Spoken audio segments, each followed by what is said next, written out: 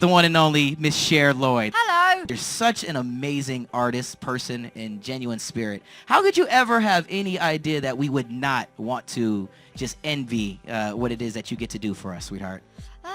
Just because the music industry is very tough, and sometimes you can just like slip through. Yeah. And people can kind of forget about you. But with me, I just try and make sure that I'm not forgettable. You're not. And that's the cool thing, right? I mean, it's just like any one person on the planet who can have Simon Cowell, the brattiest of all brats, call you a brat. That kind of is like one of those things where it's like, I'm here to stay, party people. And the cool part about it is it's you being you. And, Yeah. you know, and it's never wavered from that. And it's just, you know, fun music. It's stuff that we get to all kind of, I'm not going to lie, I've jammed to it a couple of times, thank you, in the mirror. Do you get to do the same thing when you're creating the records? Do you just sit back and kind of close your eyes and just envision yourself acting like just a fun-loving goofball, just having a good time, rocking out to some music? Definitely. I mean, I'm currently working on the next album, Oh, yeah. which is insane. Like, I'm so happy with it already, and it's not even finished yet. How excited are you for this new album? I mean, you already have one successful album that's already done its thing, both here stateside and abroad back home. But now the Yes. second album, how does it feel to be making that? It feels really good, you know, because now I've finally found myself. And I mean, being a teenager, it's really tough. You don't really know who you are. And you struggle with all the craziness going around, and you're going to school and you're feeling like you don't know who you are, and you're really trying to find that inner you. And I feel like I finally found it. Yeah. And it's helped me a lot with writing, because now I'm able to express myself in a way that I wasn't able to before. Maybe because I was scared, but now I'm not so scared. Anything to be scared of? I mean, right? I mean, we all love you.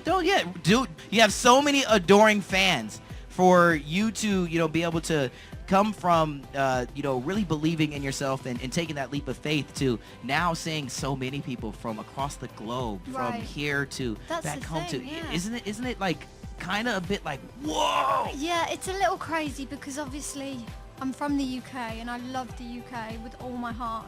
And I feel like working on this second album, I'm now able to make everything fair. Because of course I was in the UK and then I came over to the States, and I've been here for such a long time that the UK brats are feeling a bit disconnected, and I don't like that. Because I'm always going to remember where I came from. And it's just going to be so lovely to be able to release that next record worldwide and let everyone have a fair opportunity of getting it on the same day. Oh, so we all get like the same day. Exactly the same time, no one's left out, and that's so what it's awesome. gonna be. There's yeah. not gonna be like some kind of rollout, like you guys get it first, you guys get it No. second, the next day. Are you gonna be in line or standing somewhere at a Walmart or sitting at your computer clicking buy at midnight when it drops? I am normally so nervous when something comes out, I kind of forget about it and then just wait for someone to say, yeah, it's doing really well, or it's not doing too good, you need to push it a bit more. But it is what it is, and I feel like if the fans are that devoted to me and they really appreciate my music, then it's going to do well. And I have a feel feeling. that my fans do appreciate me and they do respect my music, so I feel very lucky. I'm only 19 and it seems like my life is great. I wake up in the morning and I'm like, do you know what? This is crazy. Like I can now support my family, and it's like, wow. Yeah. Like, where did this come from? Like, sometimes I end up just bursting into tears. It's the craziest thing, because I'm like always so thankful, and I always, pray that it'll keep going. I just want it to keep going. I don't want it to stop. I don't think it's going to anytime soon.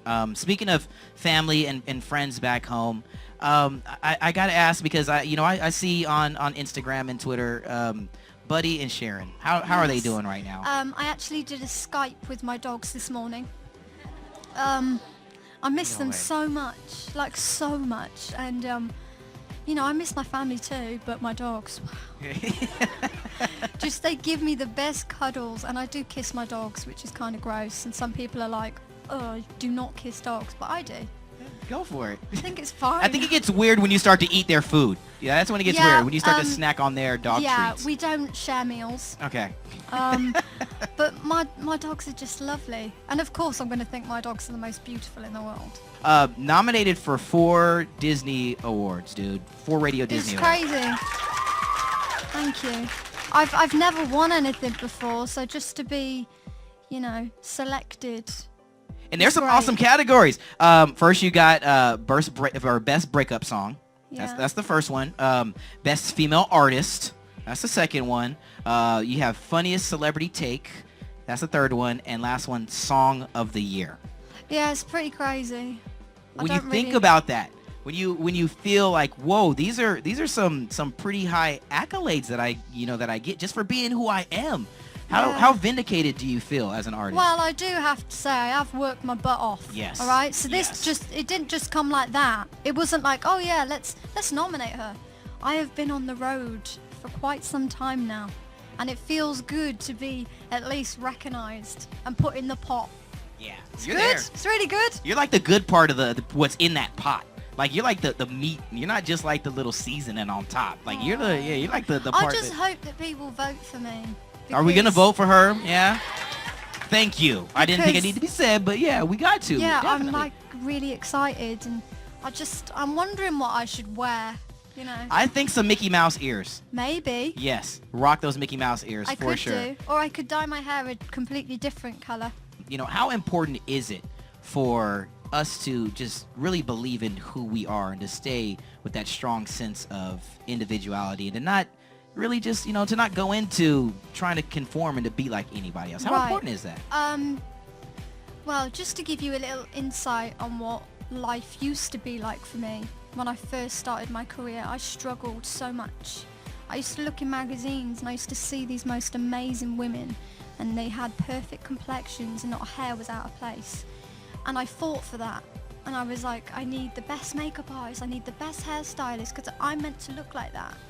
And then one day I was like, do you know what? It hurt. It really hurt because I couldn't look like that. And I really struggled. And it's the same thing when you're at school, when you see the popular girl sitting there and she looks the most amazing, stunning, beautiful girl you've ever seen in your life, and you're fighting for it and you can't do it. And then it all boils down to the fact that you have to be good with you first, because it's not up to anyone else to decide whether you're beautiful or not. It's up to you. And that's how I feel now, is that every day it gets easier because I become more comfortable with myself. We've spoken about this, my love. Lots of brats, lots of brats they've Facebooked us questions. They've tweeted us some questions. Mm-hmm. I think I've got the 3 best here that I want to throw your way. This comes from @Celia_Levine1D asking, when you were a student, like a little tiny, maybe like in primary school, little like a little tiny brat. Yeah. What was your favorite subject in school? My favorite subject was English. You were liking to write like that early, huh? And really honing your skill. Yeah, I really like to story write because I've got a wild imagination. Really wild. And I think of crazy stuff. Not too crazy, not so crazy that you should lock me away. Yeah. But fun stuff that kept you away from all the normalcies of life. The stuff that let you go and imagine and like, you know what? One of these days I'm gonna be doing pretty well for myself with some awesome red boots and blue hair, and people are gonna love everything I do. I bet you those stories are in a really early journal of yours somewhere, huh? My mum's got so many random stuff that I did when I was really little, and some of it's kind of scary. All right, here's another one from @Chelsea_LoveShare off of Twitter. Mm-hmm. Do you have something you have to take with you everywhere you go? Like, do you have like a good luck charm or something? Yes, my husband-to-be. Oh, Yeah. that, you know what? That was like the sweetest answer ever. Yes. Oh my gosh. And that's going phenomenally. Yeah, really, really well. Yeah, it seems like since I met him, my career just took off, which is I'm so jealous of strange, him. isn't it? I think it's because I found love and I was miserable before, so I didn't really want to do anything. Just wanted to stay in bed. Nah. Well, But now it's like, congratulations. Now she's like, yeah, buddy. Let's go work. All right, I'm going to throw one more out here, and this comes from area code 212. Savannah texted in this question.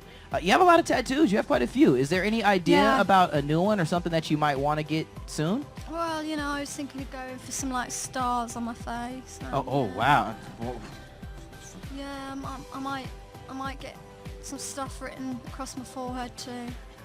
You know, I thought, you know, it's a bit crazy that I did the blue hair, so I need something, you know, to go with it. like hashtag brat across your forehead. I or could something? do that, you know, Twitter's quite big nowadays, so I'm hoping that when I'm 50 it will be as big too, you know. Can you? I love it. I love it. Please don't do it to your Imagine beautiful that face. though, like my grandkids saying, Nana, what's that on your head? This funny little, you know, shape. And I'll be like, it's a hashtag. Back in the day, we used to do it because then we trend stuff worldwide. I don't think it'd go down very well. Oh my gosh. I'm just envisioning how awesome you would look with hashtag brat on your face at like 58 years old. That'd be kind of cool. Yeah, I mean, my other tattoos are going to make me look ridiculous when I'm, you know, like 80 years old. But you just got to go with it because I think, you know, by the time I'm 80, lots of people would have done the most craziest thing and I'll look like the normal one. Yeah. Right? Do you know I what I believe mean? that. I know what you're saying. Yeah, there's gonna be some stuff that happens in like 17 years. Yeah. I'm just telling you, when you guys get to be like, you know, regular, like grown up adults and the things that you guys are gonna be doing, I don't know. I have a feeling that somewhere along the line, people are gonna start replacing body parts with robotic arms and legs and stuff. And I'd that's gonna do be like it. regular. You know what I mean? I wish I had like this crazy metal suit that you could press a button and like a cup of tea would come out. Or, you know, you press the button and you can squirt people in the face with water. And then another button would be like you could call your mum on speed dial from the metal suit. And by the way, anyone listening to this right now and thinks that they can go steal my invention, right after this I'm going to go trademark it. Boom. In your face. Take that. Yeah, so don't you dare go steal that. Ladies and gentlemen, it's Cher Lloyd.